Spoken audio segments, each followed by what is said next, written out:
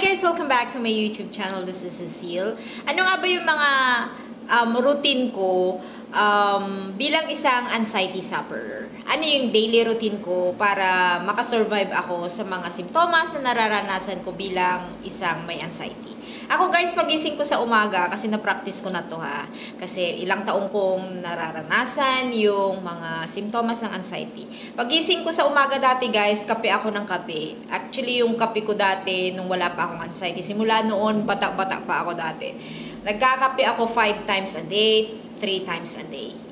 Kahit mainit dati, pwede akong magkape. Pero noong nagkaroon na ako ng anxiety guys, grabe yung epekto ng caffeine sa akin. Pag nagkape ako guys, halimbawa nagkape ako lalo sa umaga, gising mo magkakape ka. After a while, lalo siyang yung kape guys, ang sama ng lalong masama yung pakiramdam ko. Kaya umiwas talaga ako nung kasagsagan guys ng anxiety ko. Umiwas ako sa pagkakape dati, which is nakatulong siya talaga sa akin. Kasi yung caffeine guys, na-energize yung impact ng caffeine sa katawan ko, hindi siya maganda. So, umiwas ako doon. So, sa inyo guys, pagising nyo sa umaga, lalo na yung mga may anxiety na matitinding pagkakahilo araw-araw, 24/7 na nahihilo. Kailangan guys, iwas talaga kayo sa kape. Believe me guys, kasi ako dumaan ako dyan. Yung sobrang hilo hanggang ngayon. Pag nagkakape ako guys ngayon, kahit ngayon, okay na ako. Minsan may impact siya sa akin. Kaya, pag alam ko na nakakaranas ako ng ganun, umiiwas talaga ako. At isa pa guys, dati, ako guys, hindi naman talaga ako yung, kahit nung medyo bata-bata pa, ako yung umiinom ng alak. Madalang ako napapaganon yung pag may okasyon, yung family occasion kami dito na mga reunion, ganon, nakakatikim din ako. Pero hindi po ako talaga yung mahilig talaga sa alak. But then, during the time guys na meron akong anxiety, kahit na tikim or ano pa, walang alak talaga guys. And then nung umokay na ako, one time, binigyan ako ng red wine, tapos konting lang, ang sama talaga guys yung impact sa akin ng alak. So, sa ngayon guys, bilang isang anxiety sufferer, quit talaga ako sa liquor. So, sa mga tao talaga guys na nakakaranas ng matinding simptomas ng anxiety, walang alak talaga guys. Yun yung maipapayo ko sa inyo kasi yung impact niya guys matindi. Kasi siya, halimbawa kahit na uminom ka ngayon, yung impact niya after few days, iba, aatake yung simptomas ng anxiety. And then ako guys, yung mga kinakain ko more on vegetables talaga, gulay, ganyan. Pero hindi naman perfect na super healthy, ganun. Kasi minsan nakakapag-cheat din ako. Yung mga chocolate, matatamis guys, umiwas talaga kayo dyan. Kasi sobrang instead of makaka-recover ka, bumabalik-balik siya. So, make it sure yung mga kinakain din natin, i-check ninyo para hindi kayo bumabalik sa first stage. Kasi by stage kasi yung pagkakaroon natin ng recover. Yung recovery natin guys, may stage siya. Kaya kung gusto mong mabilis yung pagkaka-recover, tutulungan mo talaga yung sarili mo. And then guys, inom ng maraming tubig. Umiinom ako ng maraming tubig guys. Magpapawis ka dapat kasi the more na nagpapapawis ka, the more na medyo yung pakiramdam mo maganda. Pero eto guys ha, sa mga nahihilo, sa mga masakit ang ulo, pag too much naman yung init, pag mainit, pagka nagpawis ka ng marami, yan aatake rin. So, kailangan guys, moderate talaga. Lahat ng ginagawa natin, moderate. Pag-exercise, lahat-lahat, pagpapapawis. Maganda yan guys. Pero pagka sobra, umaatake na naman yung symptoms. Kaya ako, kung gusto mong makarecover talaga, puro moderate ka lang muna. Slowly, ganon.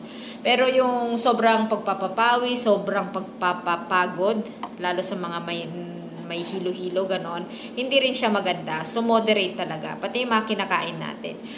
And then, ako guys, yung pag-inom ko yung mga soft drinks, ganyan, umiiwas talaga ako sa mga ganon. Soft drinks, alak, yung mga pritong mga kinakain natin. At saka yung mga guys, pag lumalabas tayo, yung mga samji, ganon, umiiwas talaga ako doon sa mga pagkain ganon. Kasi, hindi ka totally makaka-recover kung hindi mo talaga tutulungan ng diet din. Kasi, kailangan healthy yung katawan natin para healthy rin yung mindset natin. Yung isip natin kasi guys, connected sa katawan natin. So, kung ano yung iniisip natin, kung healthy yung isip natin, healthy din yung katawan natin.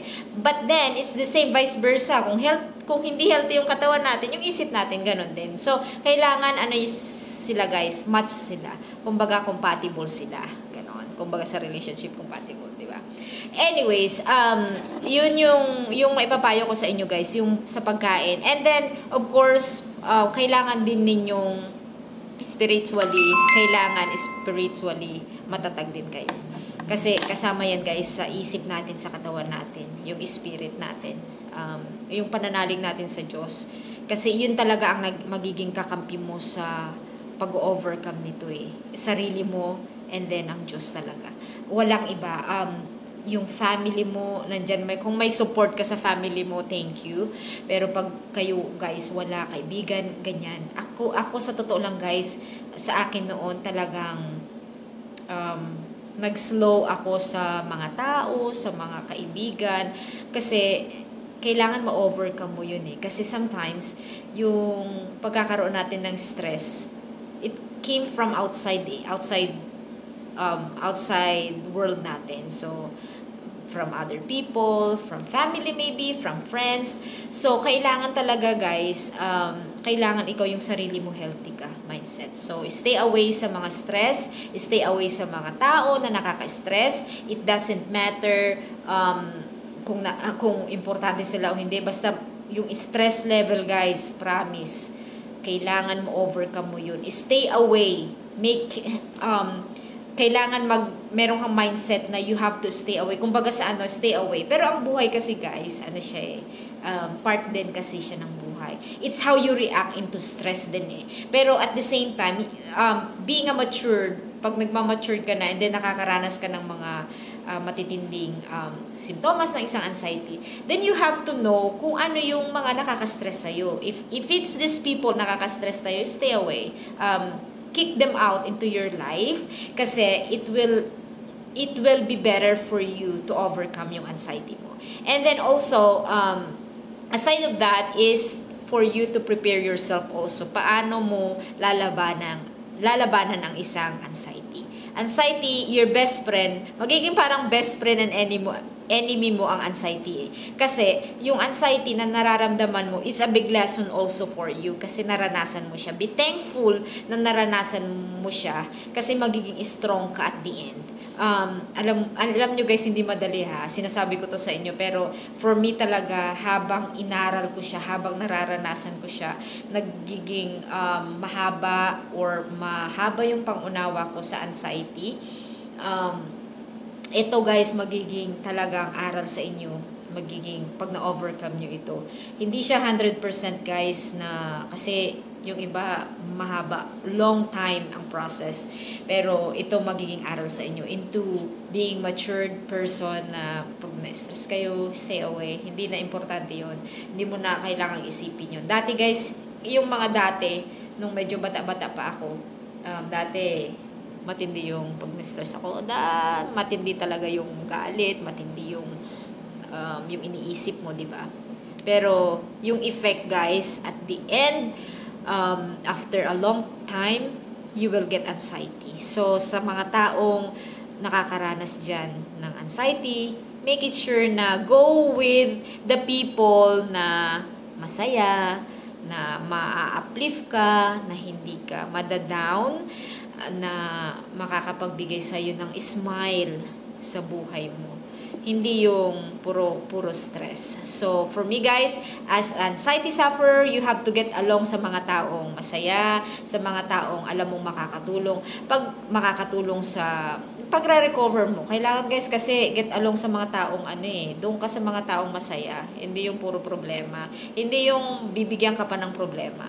So, importante guys, sarili nyo muna. Sa mga may anxiety sufferer, ikaw muna bago ang iba. Alright? I'll see you guys in my next video. Thank you. Bye!